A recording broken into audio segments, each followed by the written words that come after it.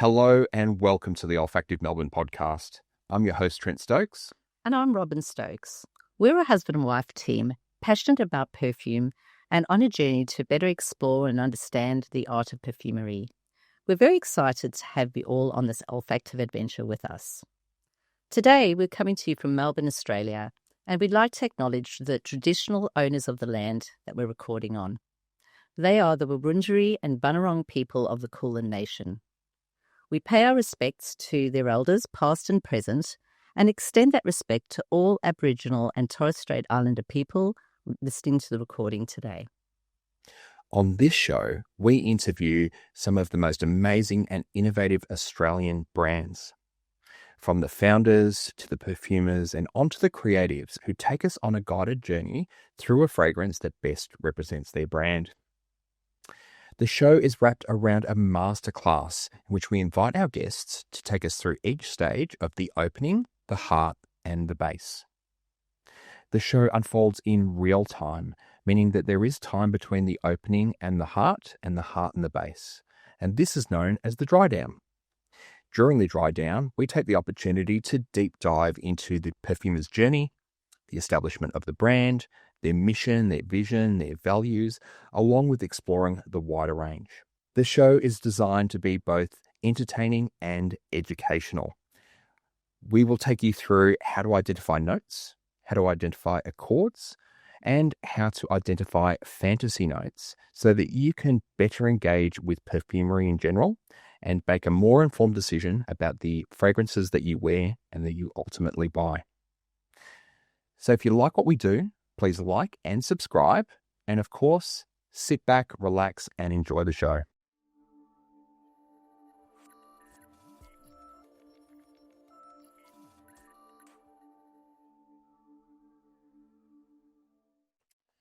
Hello and welcome to the Olfactive Melbourne podcast. I'm your host, Trent Stokes. And I'm Robin Stokes. Today, we're thrilled to have with us one of the extraordinary creative voices in the world of Australian perfumery, Aysha Hansen, the founder of Aisha Hansen Fine Fragrances. Aisha, welcome to the show. Thank you. Thank you for having me.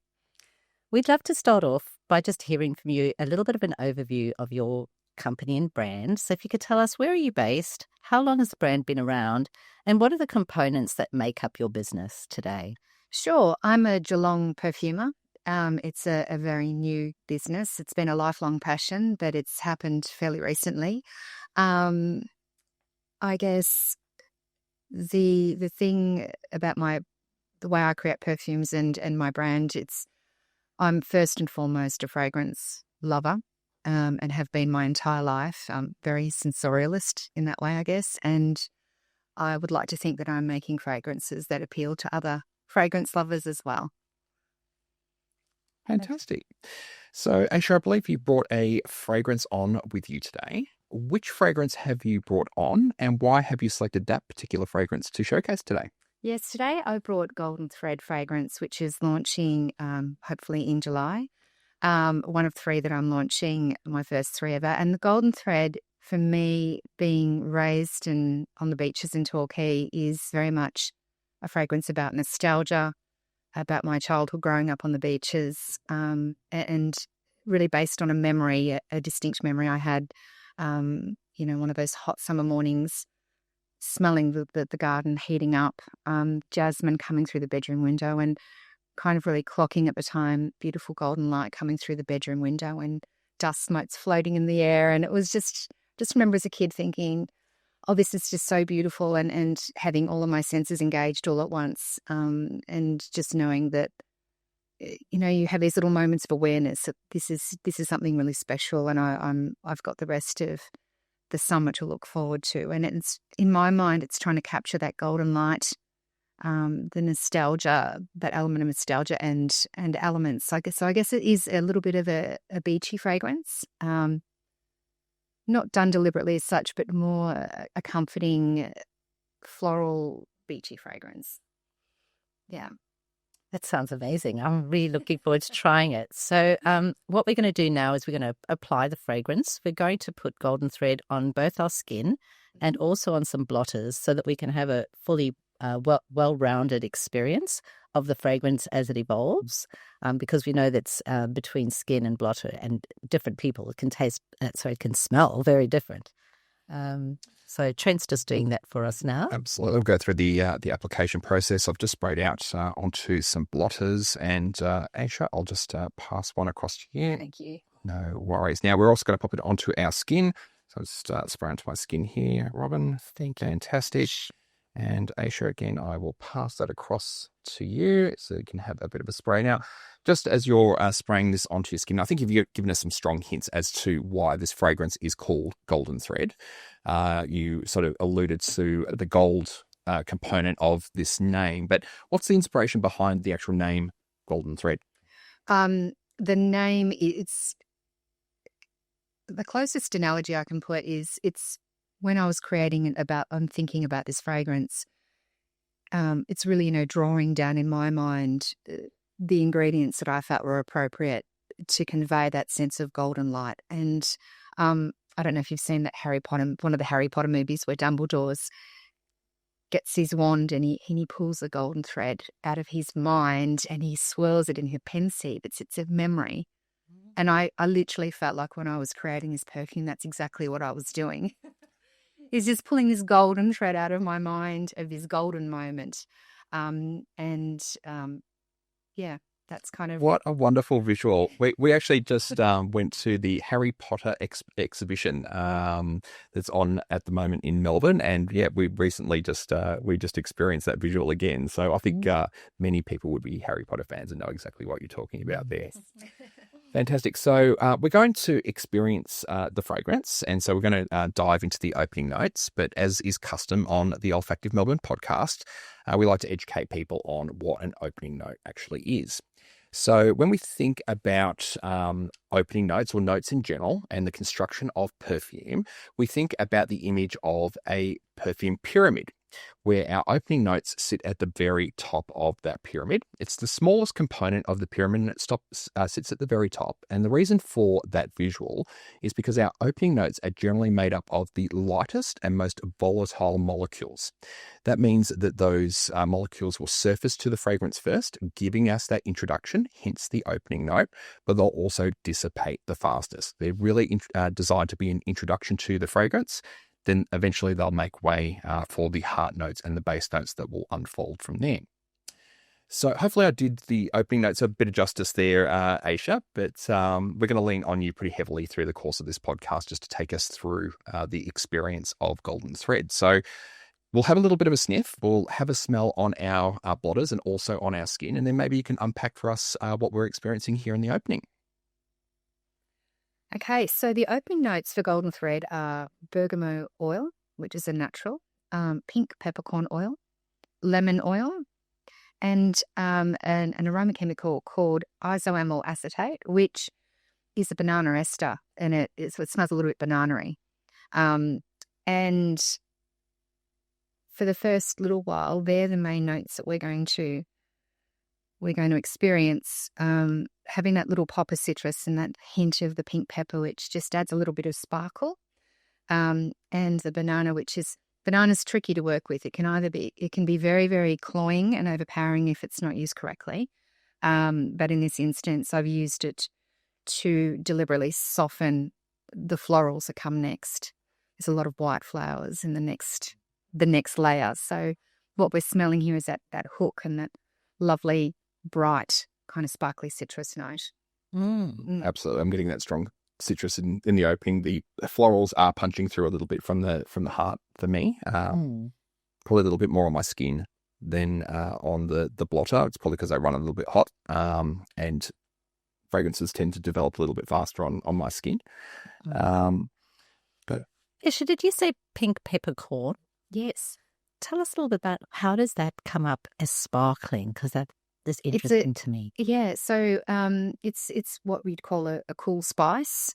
So it's where black pepper is a little bit warmer, has a little bit more heat to it, but the pink pepper adds just a little bit of a pop of interest, a pop of spice, and a little bit of lift to something. It can kind of cut through citruses. It can cut through.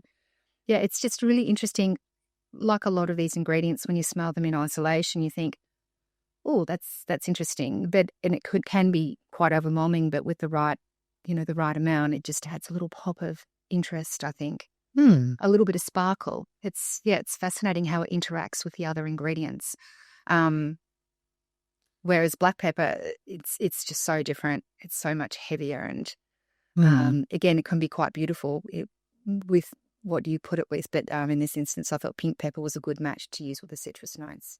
Okay, so that sort of bergamot oil, so it's not just overwhelmingly, and the lemon, so it's not just overwhelmingly citrus. Citrus. Yeah. Fantastic. Banana's an interesting one, I find. So my understanding as we've gone on our journey is that you can't actually distill banana into a note. And so generally it's an accord or a fantasy note, or something along those lines. So can you explain sort of the use of banana in the opening there? What have you actually... Yes. So this is actually an aroma chemical, and it is found naturally in fruit. And it is used obviously widely in the flavours industry as well. The reason I've used banana is because for me, summer is sitting on a beach, usually eating a Barney banana ice cream. So Australian. So Australian. That's always part of a good day on the beach for me, along with all the other beachy smells. Yeah. And I thought, what's a really lovely way to incorporate that little touch of nostalgia into that fragrance that's not too lolly or too cloying. And it's interesting because a lot of women of my age that I've shown this fragrance to who have worn it, a couple of them have actually like teared up and gone, oh my goodness, this just takes me back to, and a very similar experience. And so I think it is a uniquely Australian thing. Barney banana ice creams on the beach, if you're a good kid, you get an ice cream at the end of the day kind of thing. Absolutely.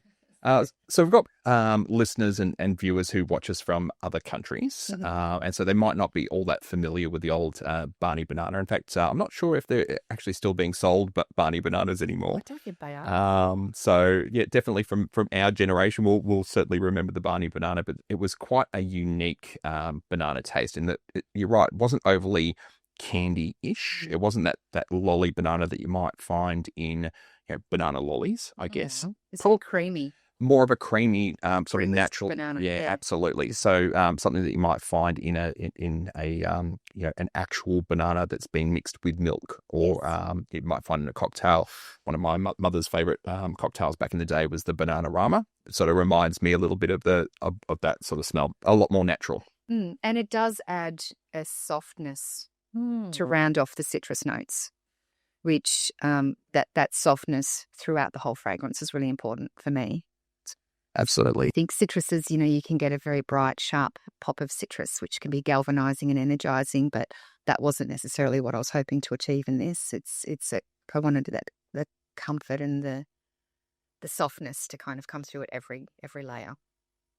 Absolutely. It does have that real tropical sort of smell, but not in a island tropical sense. I really get that. I'm quite familiar with Torquay. We're Victorians, and so this is a pretty popular holiday destination in Victoria. It's definitely got that sort of Torquay tropicalness. So you've managed to really capture the essence of that sort of tropical morning, I think, holiday time. Fantastic. Was there any other notes that you were wanting to sort of dive into there? I'm quite interested in the bergamot oil. We've talked bergamot before. And we've never really sort of unpacked whether it was an oil or an isolate, but I guess it's a natural, so it's an oil. It's an essential oil or a botanical. Yep. As is the lemon as well.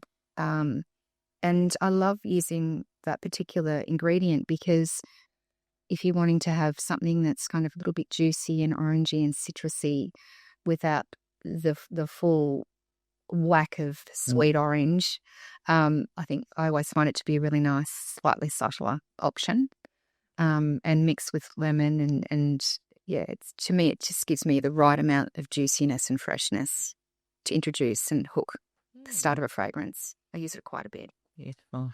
So I have heard this sort of around the traps as I've been experiencing perfume, and I'm not sure whether it's true or not, but the shelf life of a perfume can be impacted by the use of citruses, that citruses don't necessarily last in fragrance for quite as many years as fragrances that don't have citruses. Do you know whether that is true or not? Can we dispel a rumor today? I don't know if we can spell rumor. Yeah, I'm actually not too sure about that one, because I know I've got a huge collection of fragrances at home, and most of them have got citrus notes in them at some point, and some of them are 20 or 30 years old. So for me, it might be a little bit hard to gauge if some of those have aged as well in the citrus, particularly the citrus area. Well, I'd say one rumor we could probably dispel while we're talking about this is that fragrances go off. And I think there is a bit of a misconception that fragrances go off. And they can, in some circumstances, they can turn. Yeah. I used to have a mate who had a CK fragrance that they used to keep in their car. And we're in Melbourne, and the temperatures do get up to 40 degrees. And certainly in the car, that's probably 50 degrees. That fragrance definitely turn.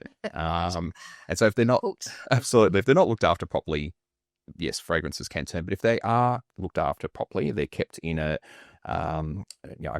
temperature-controlled environment. If they're not exposed to sun, they can actually last for many, many years. I think Absolutely. You just indicated 30 years. Yeah, well, I got my hands on a bottle of my all-time favourite perfume, which has been discontinued for a long time. It's called Fendi Per Donna, and my husband found some on eBay. It was ridiculously expensive, but I was so happy to have it again. And yeah, it would be, 25, 30 years old, I'd say.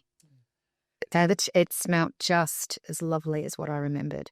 Whereas I spent a lot of time living up in Cairns. I spent 15 years living in the tropics and selling fragrance actually up there, working for Estee Lauder and Cosmax and some other companies.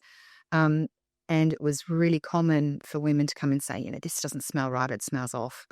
It's because I had sitting on a windowsill, direct sunlight, heating up, cooling down, heating up, or in their car or in their handbag.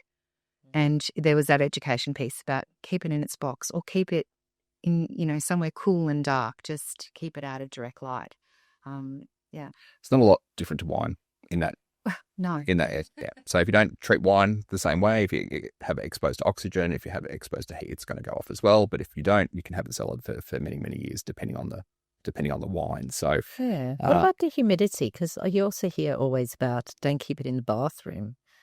Is that something that you can help us understand? Might affect with heat from the shower and potentially. But yeah, I've never kept fragrances in the bathroom because I'm really accident prone, and I've just broken too many of them on tiles. So, but I think same rules would apply. The humidity, I don't think it's going to affect it as much as being in direct light, or from my experience, I might be wrong, but. Yeah, I suppose if you're spending lots of money on fragrances, the best thing to do is make sure it is in a temperature-controlled environment and not exposed to light. I think they're sort of the fundamentals. And for those people who are new to perfumery, just know it is a little bit of a thing within what we call the fragcom or the fragrance community to seek out some of those more aged fragrances and particular batches of fragrances from many, many years ago. It can bolster the value of fragrances depending on when it was perceived to be a good batch of fragrance. So very interesting. I think we've probably dispelled a few myths there and given a bit more of an education on fragrance. So the podcast is obviously unfolding in real time in terms of the masterclass here, and we've got a bit of time between our opening notes and our heart notes, which provides us with a bit of space to sort of deep dive into you, Aisha. So what we'd love to know is, I guess, where did the interest in fragrance come from in the first place? It's always been there. It's as long as I can remember. It's just something that I've always noted, taken a lot of attention to. I can't remember a time where I haven't been obsessed and noticed and developed some pretty very, very early core memories, all based around fragrance, which where my brain works creates just a series of fragrance snapshots. I've got an album of fragrance snapshots, which can take me straight back to that moment. But I think as early as I would have probably been, started collecting any kind of books on perfume or information went from I was about 10 onwards, just devouring the Michael Edwards, memorizing, all the perfume houses and the different fragrances and the notes and the perfumers. I was always completely obsessed with it, which, turned into a career for a little while, and then becoming a collector, because when you work in the fragrance industry, you're lucky enough to get spoilt with a lot of free bottles of perfume. And I did a lot of traveling when I was younger, so I was always that girl with the suitcase full of perfume rather than, I wasn't a normal backpacker. That was always a little bit awkward, to transport dozens of bottles of perfume. I think I had like a suitcase of perfume under my bed at any given point, for years and years and years.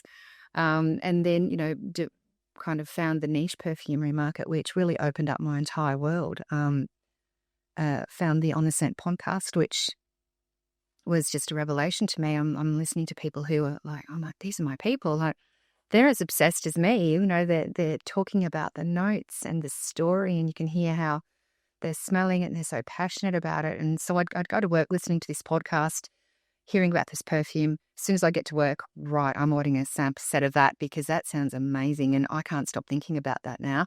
And then the can of worms was opened for me to kind of trod down that path. Yeah, that's absolutely the way it works. I think we were having a chat with you a few weeks ago, and you mentioned Tom Ford's Black Lacquer. Oh. And from the moment that we had that conversation, I was obsessed with trying Tom Ford's Black Lacquer, and of course got the sample, and then that wasn't enough, and so I've got a bottle. Can you imagine what a good salesperson I was in fragrance? Because I sold more when I worked for Cosmax in Cairns. I sold, and the launch of the One by Dr. & Gabbana came out. I was so obsessed with that fragrance. I think I sold more of that than anyone in like the state at the time. I just got that excited. Yeah, and the passion definitely comes out, doesn't it? Yeah. But I think it's also about being, that passion, but being able to explain it properly and really convey what you're smelling and why you love it makes it even better. And then, of course, we totally had to go and try. Yes, it's extraordinary. It's an extraordinary fragrance, isn't it? Absolutely. Now, just before we leave this point, you did mention Michael Edwards. So what's Michael Edwards sort of known for those people who are maybe a little bit new to perfumery? Sure. So Michael Edwards is just an amazing resource to catalogue all of the fragrances around the world, and the whole concept of the fragrance families, which fragrance fit into which fragrance family. For a complete beginner and someone who's thirsty for knowledge, I found he was really, at the time, the only resource that I could get my hands on to understand and make sense of the fragrance families, the history of the perfumers. I mean, it's just this wealth of information all in one place, which was the first at its time. Absolutely. Yeah, that would have been late 80s, early 90s. And so when we reference the fragrance wheel, which is those fragrance families, we're talking about that Michael Edwards fragrance wheel. It helps us to better understand fragrance families, where they're positioned, and to get an understanding of what you're actually looking at before you even spray anything on. Yep. And also, if you did have a favourite perfume, you could therefore research other perfumes in that family that you may also like. So it was a fantastic resource. We used to use it all the time in sales because it was like an encyclopedia of, well, if you don't like this one, you probably like this one and this one, this one. Have me grab a bottle to show you, kind of thing. Yeah, because it's really hard to navigate, because everything is sort of marketed by brand rather than, oh, you like a spicy oriental. If you like a spicy oriental, you'll love these. And so, it points you in the right direction to experience more of what you love. Yeah, absolutely. Yeah, but just to break away from the very common ones that everybody they might know. Yeah. So then, Aisha, from there, right, being a sales person, selling fragrance, how did you make that transition to the workshops and having your own? Yeah, so there was a bit of it was quite a few years from when I was working. I worked in the cosmetic industry on and off for 20 years, and then I had children and had quite a few different careers, completely different careers outside of that industry. And more recently, I just had a bit of a career curveball and had that moment, and I thought, well, this is the one thing that has never waned in my life. It's the one thing that I've not lost my passion for, and I can't ever see myself losing. Maybe this is something is telling me this is the time to actually back myself and invest in myself and my passion and kind of really take that leap. And, it is a risk, when you give up your day job, I guess, to chase your passion. It's always a little bit frightening, but it was just the start. It was a conscious decision to go, right, I've been educating myself my entire life, trying to find out as much as I can about this. I've worked in the industry. I think I'm a fairly polished consumer and certainly a big collector of niche fragrances. Let's flip the script and do everything I can. So to educate myself, to explore this, to delve into it even more. So for my 50th birthday, I had a trip to Europe planned 2 years in the making. And a big part of that was, right, let's invest in some educational courses in different, in London, in Grasse, in Paris. Let's just do as many things as I can in that time and then look at becoming a perfumer, like doing everything I can to start that journey. So when we were in Grasse, I did a perfume workshop with one of the big historic companies there. And I just was so excited.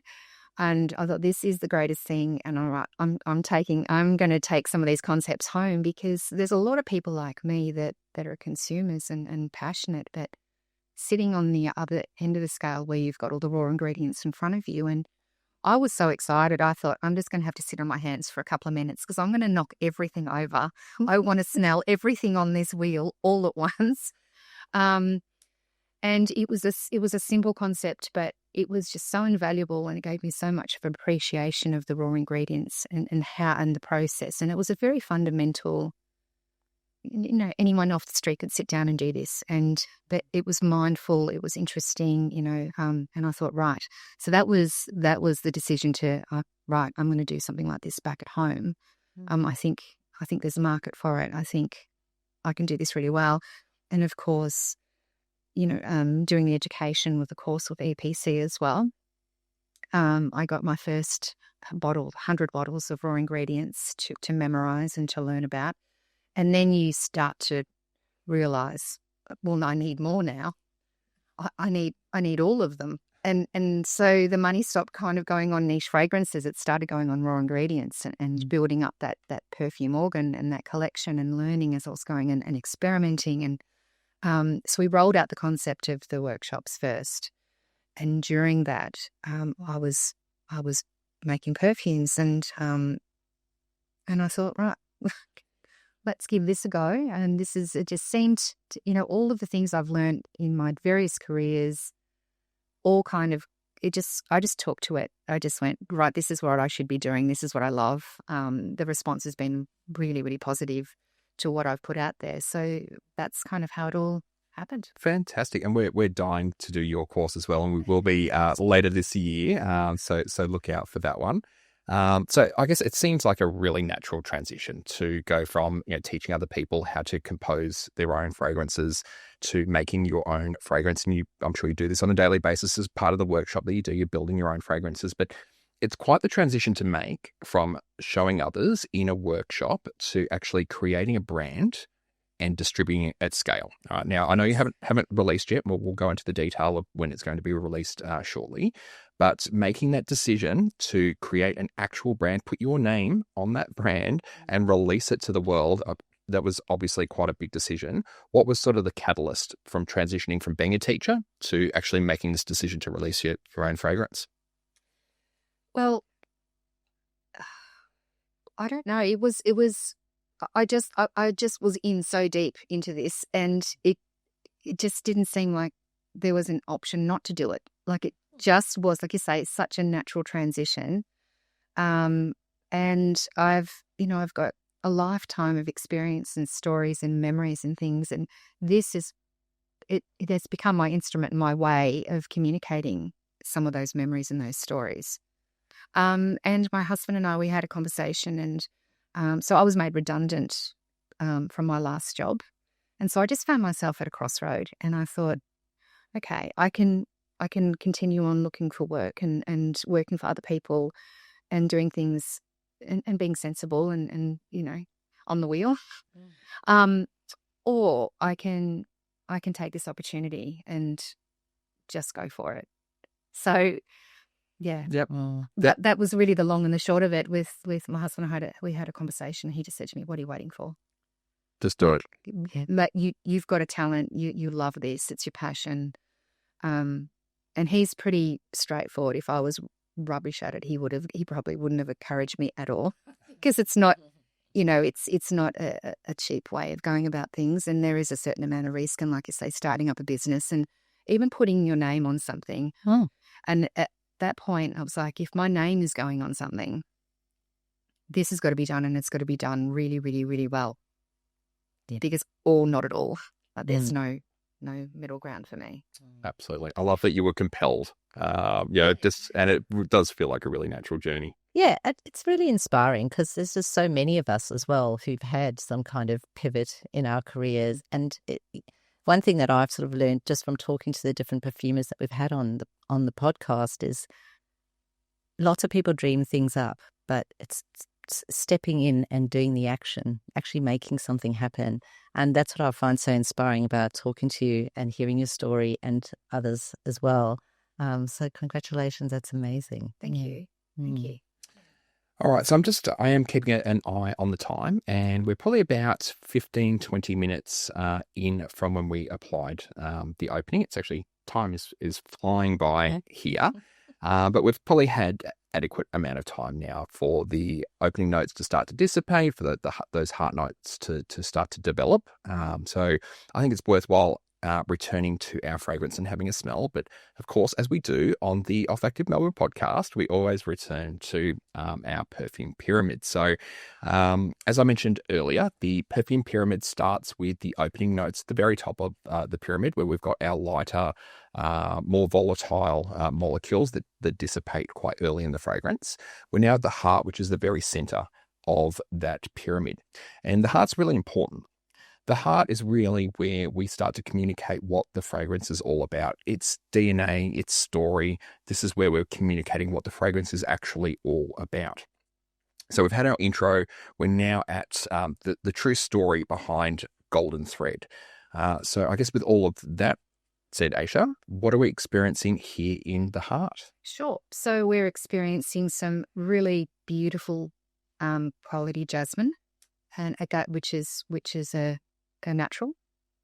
We're experiencing a gardenia accord, and it was just one of the most beautiful, realistic gardenias that I'd smelled. It's got that creamy aspect, which I think for me that's my favorite part of the gardenia flower. We're experiencing lily of the valley accord as well, and lang lang, so which is an essential oil too. So we've got these, which it's interesting. The lang lang has a little bit of banana again at the very back of it. When you smell it, you can just get that little bit of banana. But the lily of the valley is just probably one of my favorite parts of the white flowers that I've put through the heart of this fragrance, because it's delicate. White flowers, when you get a lot of them together, sometimes can be quite pointy and sharp and a little bit too heady. And I wanted to avoid that by adding that little bit of that tropical element to smoothen any sharp edges. But jasmine, growing up in Victoria, a lot of people say, when jasmine starts blooming at a certain time of year, they can smell the change of season, that summer's coming. To me, it's very fundamental. Jasmine to me it's summer. It's a time to look forward to, and that I wanted that to be quite a main note in this fragrance, because as a kid, that's what I would actually smell coming through my bedroom windows. It was one of the first things I'd smell in the morning. It was just beautiful. Yeah, it is lovely. We've got it outside of our own kitchen window, and it's a beautiful smell. Naturally fragrances the house. Might seem like a little bit of a silly question, but I've heard of lily of the valley many times before. It's an ingredient that is used in perfumery, but I am maybe ashamed to admit I don't actually know what it is. So what is lily of the valley? It is the teeniest, tiniest, beautiful, it's like a little white bell. It's a flower that looks like a little teeny tiny white bell on just they're only about that high. They're tiny little things, really tiny, delicate flowers. And so, in nature, you can't squeeze anything out of them. Because they're so small. Because they're so small, and they're so the perfumers in this instance have created an accord to smell like the realistic version of the lily of the valley. And it does capture all of those, the delicacy of the flower. And, it is a white flower. It's almost a little bit, I think, aquatic. Like it's very fresh, very clean, a very clean flower. So it's not your typical white flower that can be heady and heavy and sometimes cloying, like tuberose can be a little bit that way. Sometimes some jasmines can be a little bit that way as well. So yeah, it is an accord. Okay, so this makes sense. You've got the aquatic type smell that you're getting from the lily of the valley. We've got our fresh summer transition with our jasmine, and we're really speaking to that memory that you've got of golden thread. I like that. To me, it smells quite different on my skin, and the blotters are a bit more almost powdery to me. Yes, I think on the skin, it's softer and warmer. It's warmer. Yeah. Yeah, I would agree with that. I think with the blotters, what our experience has been is it just takes a lot longer for the fragrance to actually dry down on the blotters. So we might still be pretty much stuck at the opening here with the blotter as opposed to the skin that develops a little bit more because you've got the heat that's sort of pushing that development forward a little bit. So I mean, both are lovely. But yeah, I'm getting quite a different sense of it as well. With the ingredients, the white florals, tell us a little bit about how you go about selecting and sourcing those materials. Sure. So I've got a raw ingredient supplier who's also a perfumer, Jamie Frater from Frater Works. I work with him a lot with my ingredients, and he just uses the most beautiful quality ingredients.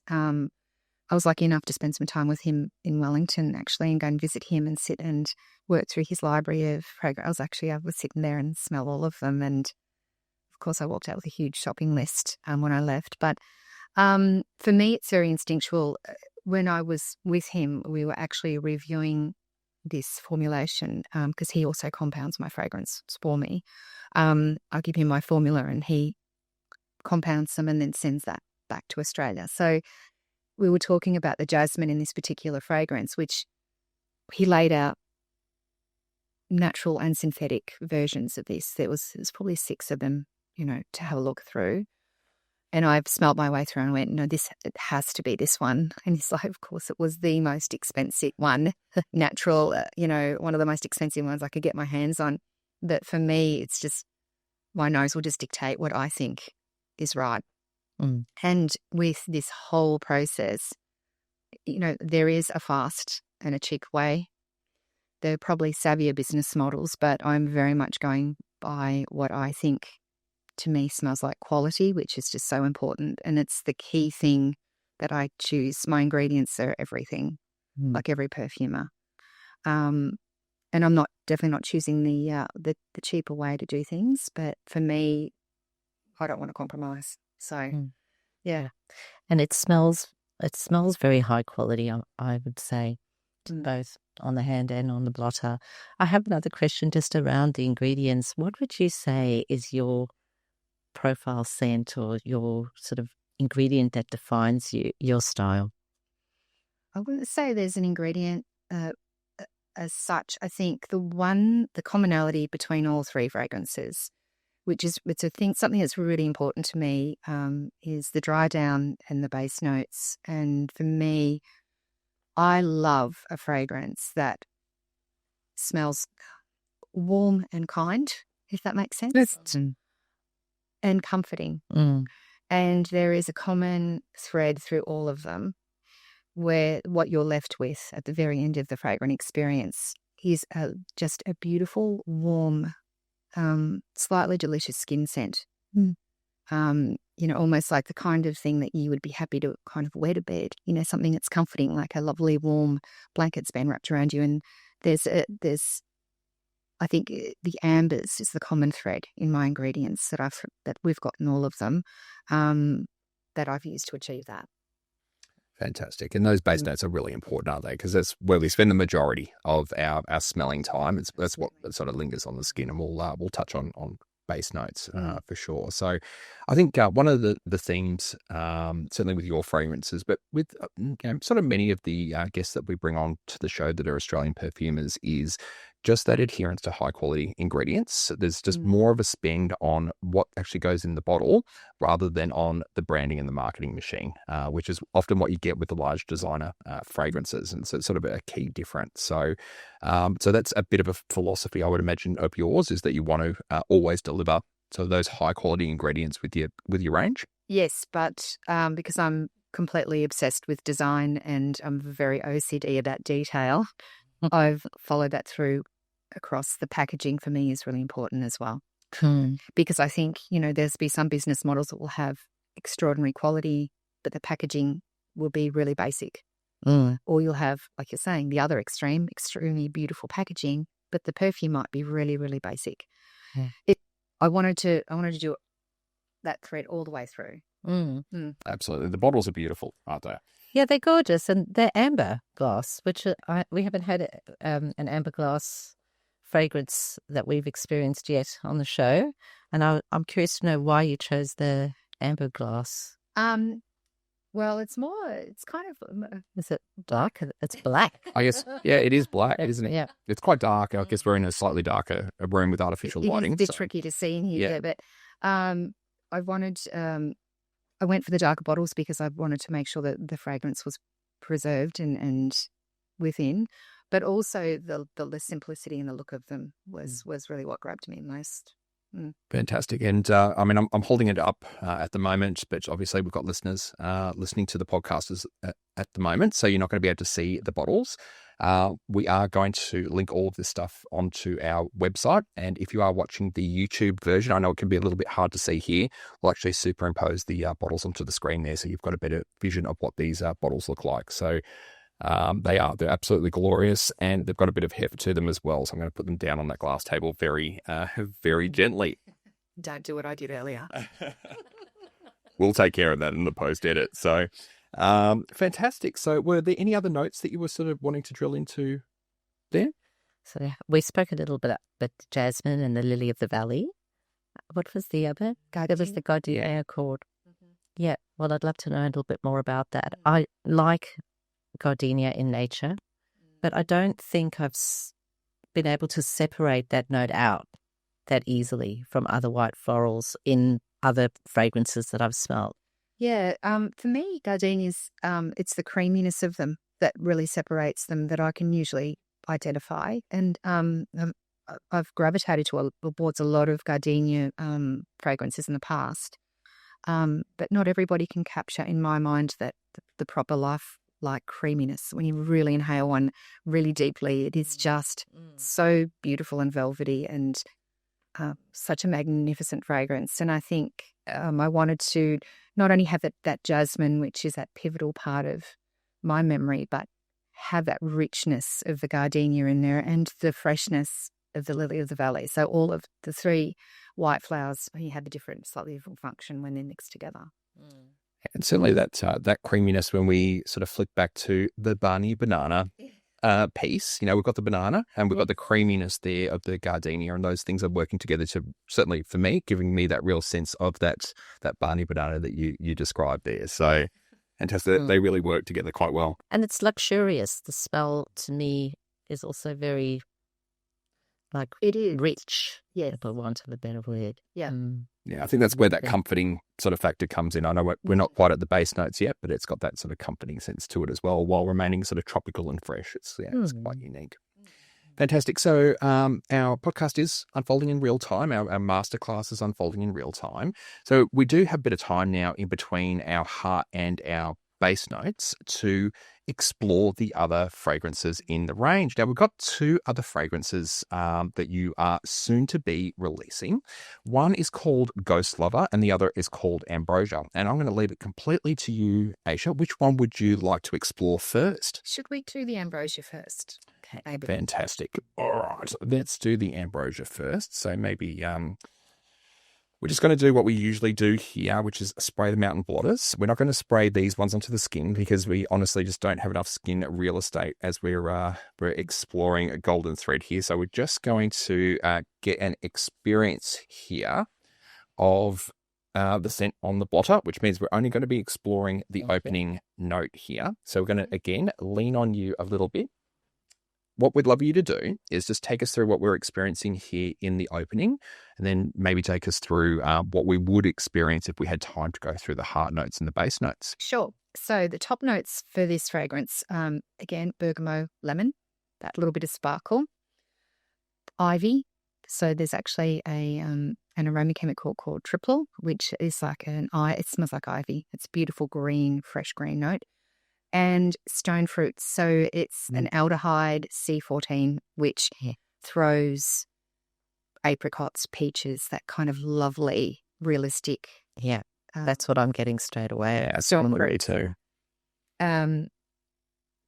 As this settles and those top notes go, very much the heart of this fragrance is osmanthus.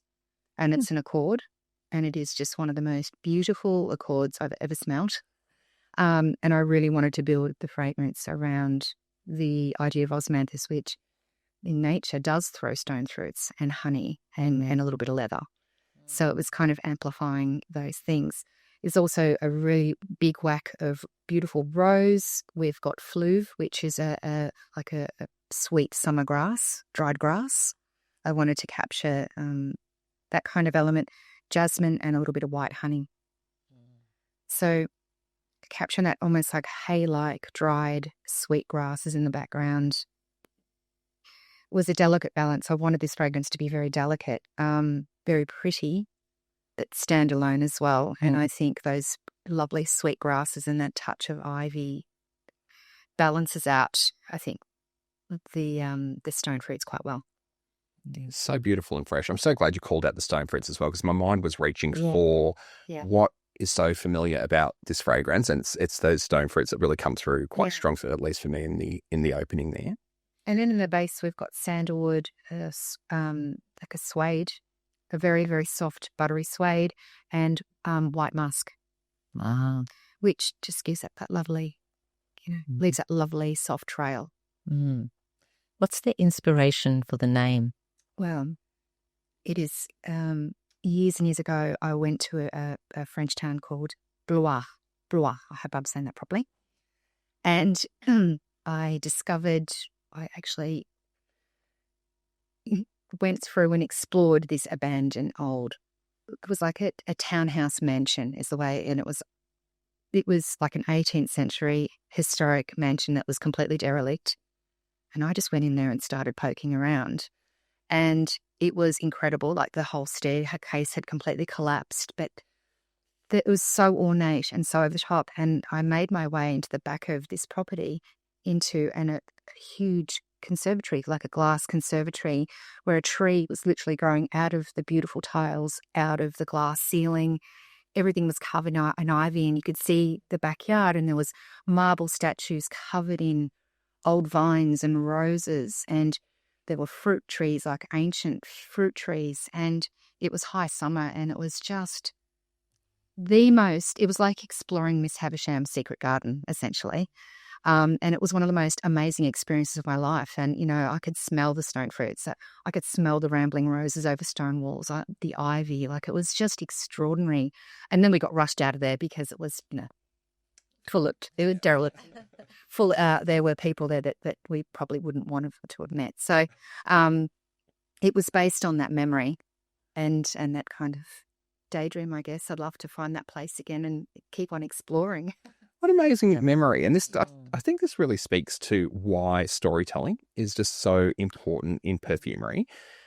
It's one thing to describe each one of the notes that might appear inside of a fragrance, but when you provide us with a picture like that, and I could see it in my own mind as you were describing it, this nature's starting to take back this old place. I can see it all in my mind, and then as I'm smelling it, I can smell the ivy, I can smell the stone fruits, I can smell the rose, I can smell all those bits and pieces, and as I'm smelling them, I'm looking at the garden and I can see it actually happening. It's so important to provide us with context. Yeah, and storytelling is really important to me. And I think, after COVID and such an extraordinary time that we've lived through, people were struggling for ways. People do struggle for ways to connect. And in my experience, storytelling and being able to do it through fragrance, it is just astonishing the relationships and the connections that I've been making since I've been on this journey.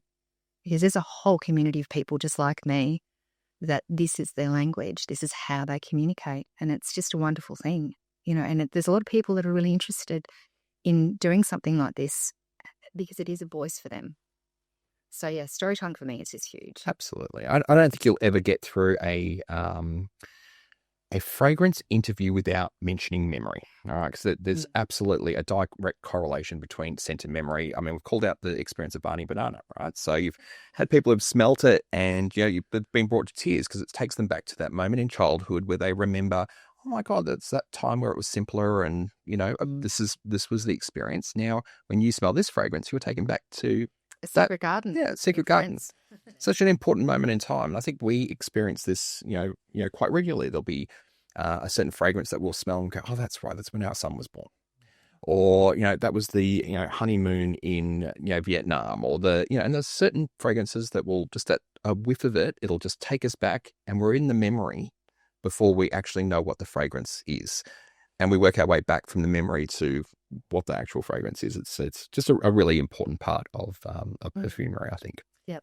And especially when you might spray it on in the morning and you've forgotten that, and then bang, all of a sudden it will just be remind you and just take you back, which I do love that.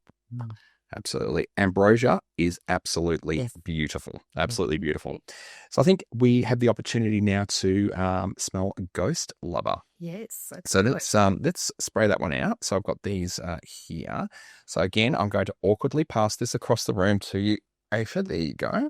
And I'll let you have the honours of smelling it first. I've been thinking about this name. It just appeals to me, and I've been sort of in my mind trying to imagine what it would smell like, because I think it's mysterious to me. And it smells, give me another smell.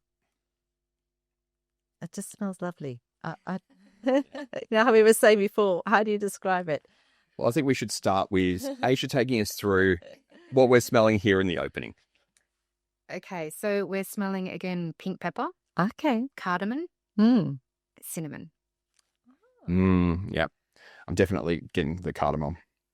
Yeah, the cardamon's quite... Yeah. It's really punching through. But it's mixed. It's blended. Yeah. Oh, it's beautifully blended. Absolutely. And more of it's coming through pink now. pepper cuts through some of... Yeah, it just provides a little bit of texture. Yeah. I guess. Yeah, there's cinnamon as well. Wow, it's evolving. It's like a ghost. Yes, well, there is the story. I've got to be careful who I tell the story to, but straight back on it. So then it goes down into beautiful soft skin musks. Rock rose, just a tiny bit of rock rose. Peru balsam, which is that gorgeous, it's almost like a black, very, very thick, vanilla-y, cinnamony, resinous ingredient. And at the base, tonka bean, an amber accord, as well as Madagascan vanilla. So, of course, again, I picked one of the most expensive ones I could get my hands on. I tried lots of iterations of this fragrance, and I made it for me because I find I used to get suffer very badly from anxiety, and I found through just my niche fragrance exploration that anything with really lovely, dark, sticky, slightly smoky vanillas would calm me instantly. So I wanted to create something like that for me. And then I tried lots of different vanillas. And then, of course, I tried that and I went, no, there's no going back now. I can't. Madagascan vanilla's It's all the way. I mean, I would literally bathe in that stuff if I could. I would roll around in it forever. I just love it. And I wanted this to be like a beautiful, big, velvety hug of a fragrance. So I made it and I got it to a point and then I smelt it. And it was after adding the rock rose, it really transformed it into vanilla to just something else. And then I had this flashback, which made me laugh. Let's just put it, if I put it diplomatically, the morning after an amorous evening. Let's just put it that way.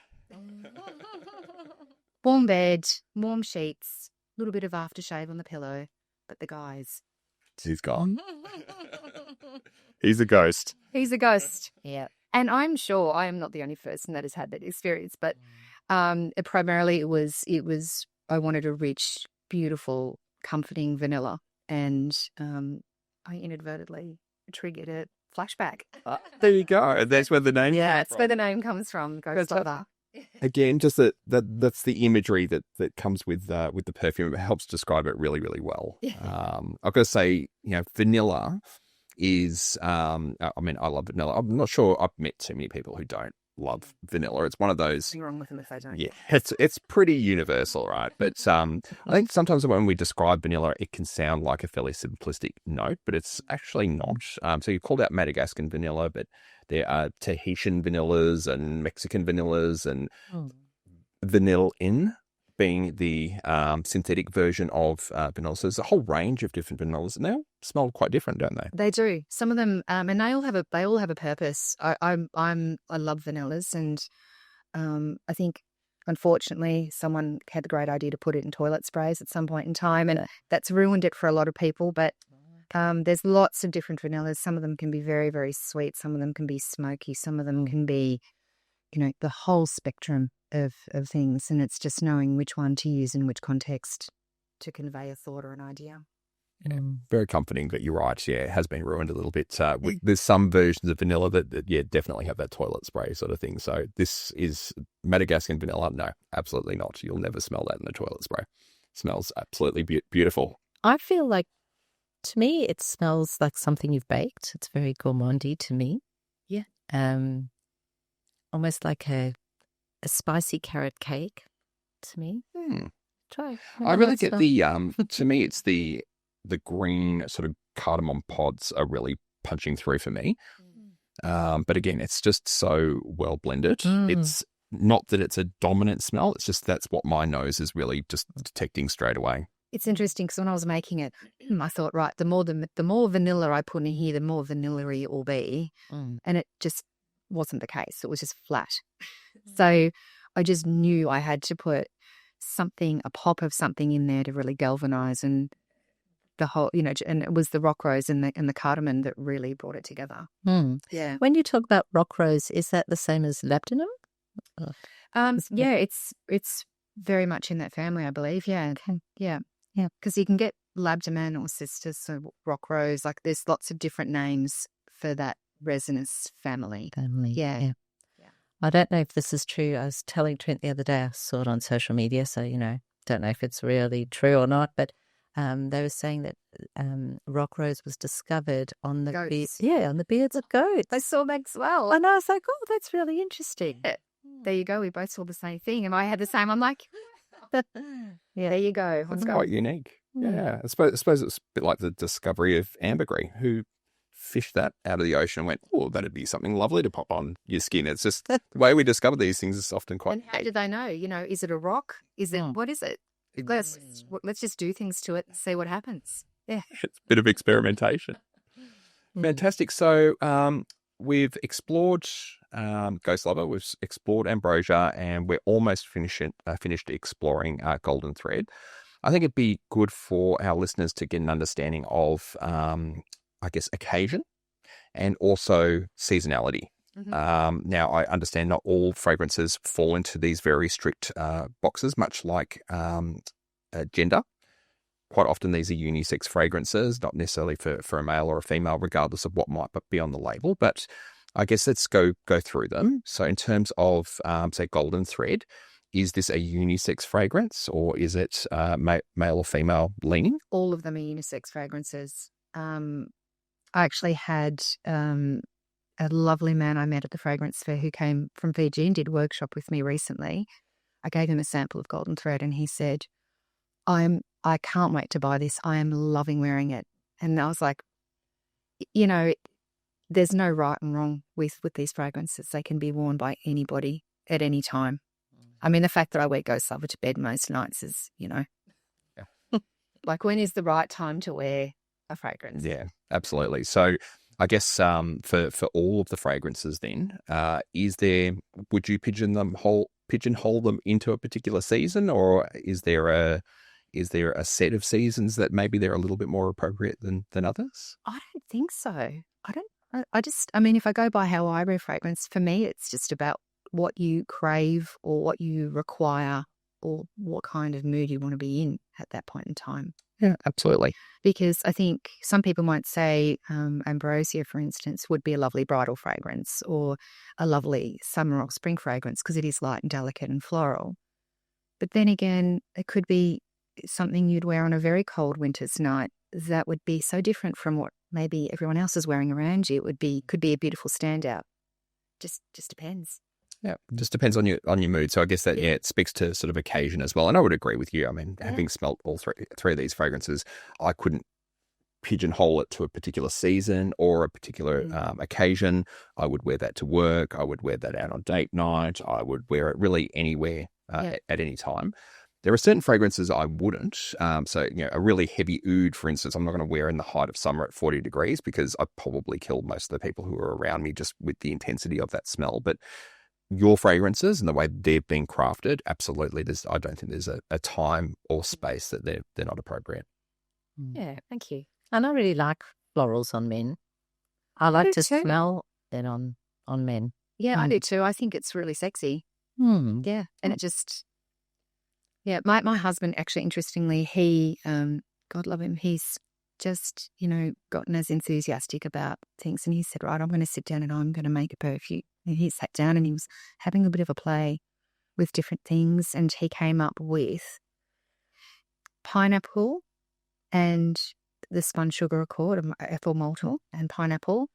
And what was the other thing he had? And anyway, it ended up smelling like freshly roasted pineapple. And I cannot tell you how delicious it smells on him. Like, I would follow him for blocks and blocks trying to figure out what he was wearing. But it is so fruity. And he says, he works in a corporate world, and he's like, I have to be careful when I wear this fragrance. He loves it, but he's aware that, not everybody, people might be looking at him strangely going, because he just smells so delicious. It's crazy. Yeah, it's just interesting. It is an important There's no rules thing. these days. No, there's not. But I suppose you are communicating something to the world when you select a particular fragrance. So I can understand why he might be a little reticent to wear a fruity fragrance like that into a corporate setting. So fantastic. Well, I like the idea that florals make us a little bit sexy. Things are looking pretty good for me at the moment, aren't they? So good stuff. So I guess we're well into the dry down now, and I think we're probably ready to revisit Golden Thread and have a look at the base. So just before we get stuck into the base, let's revisit our perfume pyramid one more time. So again, we're going to imagine our pyramid, and at the very bottom of that pyramid, we have our base notes. So this forms the largest section of the pyramid, and for a good reason. We actually build our fragrance from the base up. It provides the supporting structure for all of the notes from the heart through to those opening notes. And they're effectively the opposite of the opening notes, where the opening notes are quite light and quite volatile. The base notes aren't, and they persist over time. And we mentioned it earlier in the podcast here.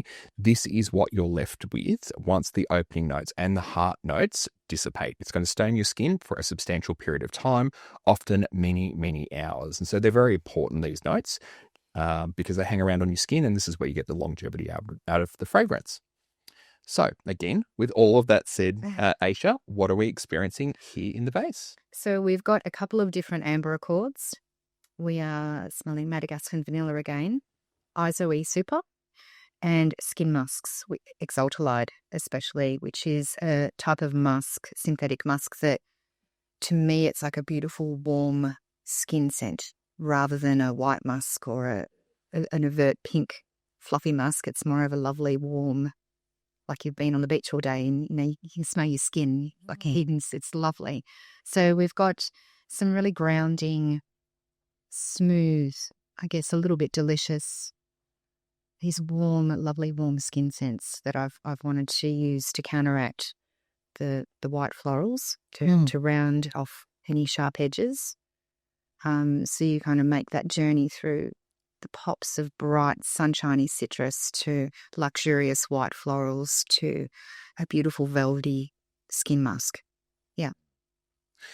So you just mentioned with the musk, it was there was a technical term there. I'm going to butcher this, but exaltalite, is that right? Is actually the name of the musk, the particular musk I've used. Okay, so is that attached to the word exaltant by any chance? Because we've heard this term a couple of times through perfumery.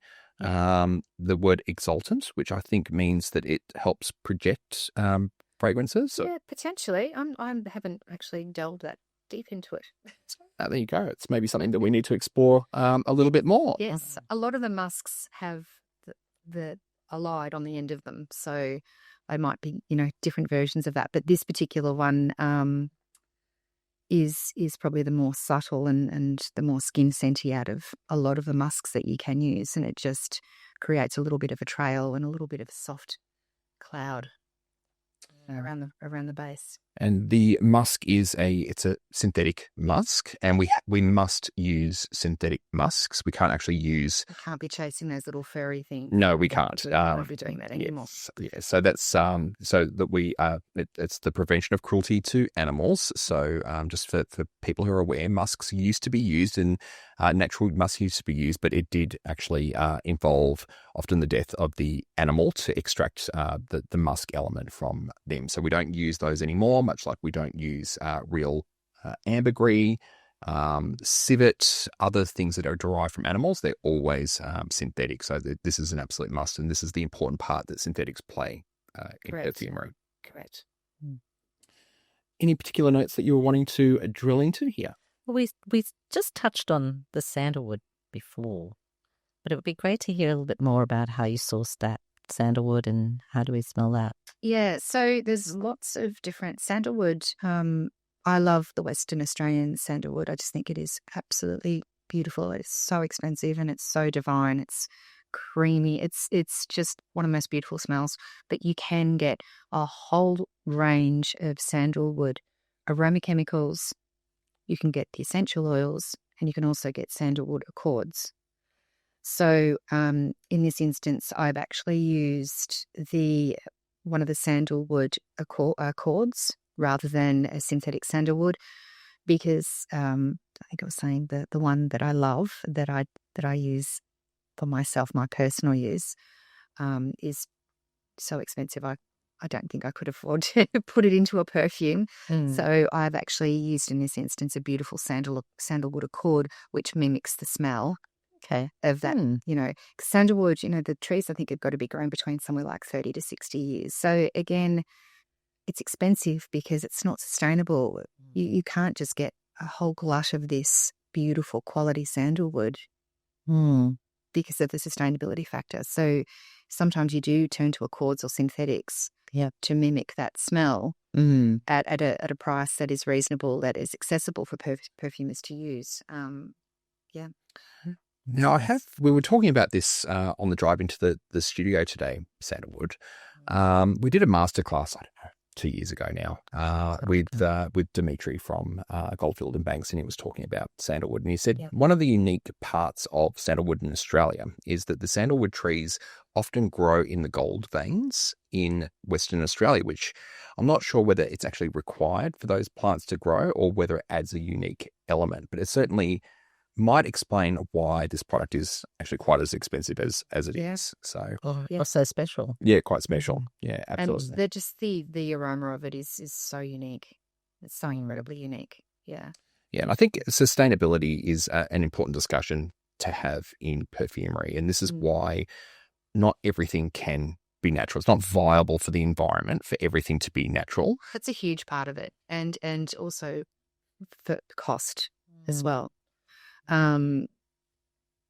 If you're a big company, you have your own rose fields, and you can have these resources at your fingertips. Not everybody has the money or the resources to be able to spend thousands and thousands and thousands on a litre of rose oil or the top jasmine oil or even vanilla. These beautiful vanillas I'm using, they're really expensive, but they're worth it. But there's that, for most people, I think I was saying earlier that they'll smell it and they'll like it or they won't. But it is an education piece around sustainability. So people understand the quality of what they're smelling, the rarity of it, the sustainability aspect.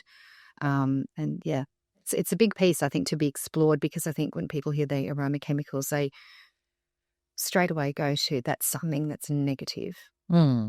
Where I'm very much like, these are magic.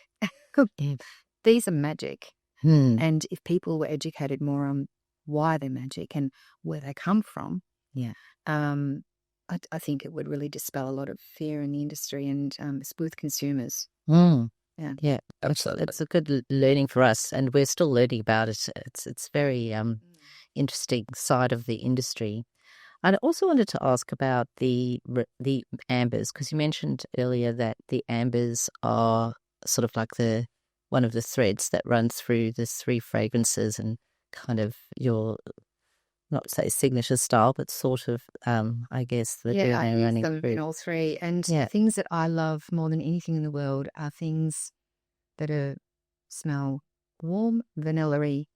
I love labdamen. I love resins. I love those warm, sticky, golden, deep, really beautiful, soft base notes. Well, they're not soft. They can be quite pungent and quite strong. But I love using the accords, that the amber accords draw all elements of my favourite things into particular amber accords. And that's why I love using them at the base, because that's what I particularly enjoy in the dry down. Yeah.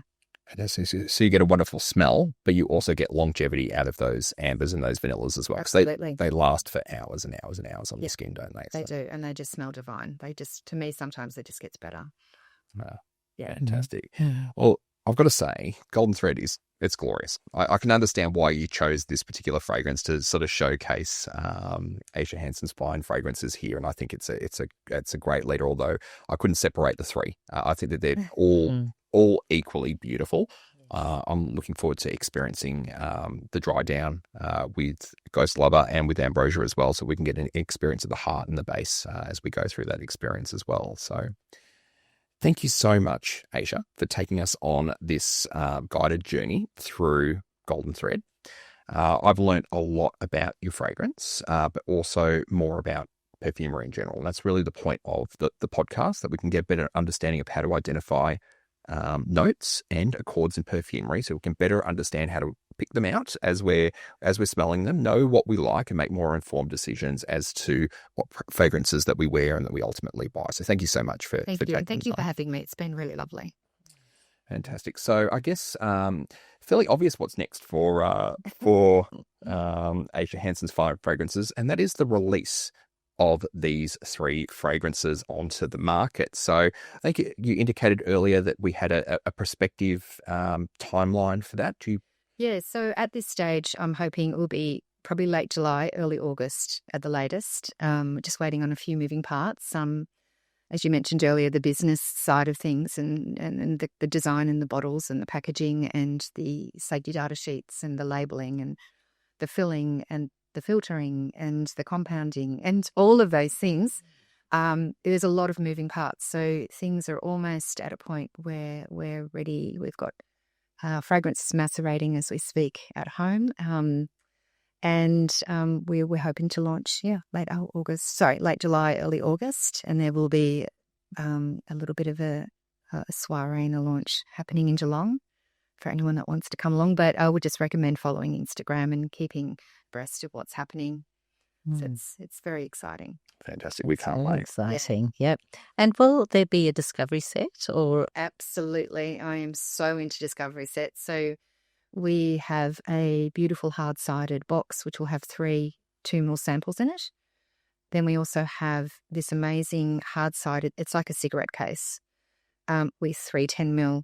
So one of each, a discovery collection. And then we will be selling them in 10 mils, 30 mils, 50 mils, and 100 mils. So the whole gamut. Because as a consumer, I recognise that good fragrance, luxury fragrance and niche fragrances can sometimes be quite a financial investment. And I think it's very reasonable to give everybody the opportunity to discover them in the smaller 10 ml sizes and wear them for some amount of time to figure out if that's the investment that they want to do moving forward, rather than just going, no, it's a hard 50 ml, 100 ml, and that's it. Yeah. Right. I think that's a great idea. We personally have found, because we have a number of fragrances, that we do like to sometimes splash out a bit, but not, on 100 mils. We don't need that much. So I love the fact that there's different options for different consumers, and I really wish you all the best of luck with it all. Now, where will our listeners be able to find your fragrances? So I have my studio in Geelong. They'll be available there and also online for the time being. Fantastic. So for those people who are watching us on YouTube, we're actually going to have Aisha's website on the bottom of your screen right now. For those of you who are listening either via Spotify, the Spotify podcast, or the Apple podcast, we'll embed the link to Aisha's website directly into the description so that you can hit that link and head straight to her website. On your screen now, you'll also have a QR code that's popping up that will take you to our website, which is olfactive.com.au, and we'll ensure that we link both Aisha's website and all of her socials so that you can follow along on Instagram, Facebook, and anywhere else, so you can keep abreast of when the release is going to happen, which is obviously very exciting. Aisha, thank you so much again. We've had an absolutely wonderful time experiencing Golden Thread. Thank you for allowing us the privilege of enjoying that and the other two beautiful fragrances today. It's been wonderful to have you. And also thank you to our listeners. We will be back again. If you enjoyed this episode, please like and subscribe and even leave us a review if you wish. We will be back soon with another episode of stories about beautiful fragrances and the magic behind them. Thank you. Thank you. Bye-bye.